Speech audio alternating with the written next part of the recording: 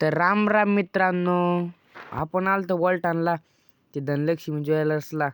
ते मम्मीला मंगळसूत्राचं काहीतरी करायचं होतं. तिकडे मासे लय भारी होते भाऊ.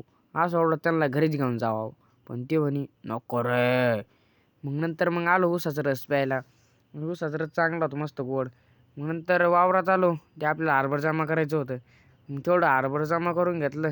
पुरं झालं तर आपलं हरभरा जमा करायचं. मग आपल्याला जायचं होतं लग्नाला. मस्त तयारी बियारी करून घेतली मस्त. नंतर आलो लग्नाला. DJ एकदम खतरनाक वाजत होता भाऊ. मक्कार गर्दी होती लग्नाला. मग लागणारच होतं. शिवाचे येडेचाळे पाहिले तुम्ही. तो माळ घेऊ कोणी गळ्यात घालून. म्हणलं टाक, म्हणलं भाऊ. टाकायला लागलो, पण तो मला घाबरला भाऊ. तो करण बसला नाही मला.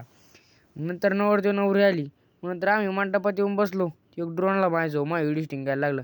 त्यानं धरू का तुला धरू. गेलं ते लगे पळून. एक माणूस आला, तो माझ्या व्हिडिओ टिंगायला लागला. अरे म्हणलं नको रे, म्हणलं भाऊ जाय म्हणलं. मग आलो जेवण करायला. निकेतनं आपल्याला वरण दिलं. नंतर निकेतन म्हणलं तू जाय, तो काम मिटलं. नंतर आला आपला धनंजयला म्हणलं आपल्याला भाजी टाक, म्हणलं तू पहिली. नंतर भाजी बिजी घेतली त्याच्याकडून. नंतर आलो बारका देवीला.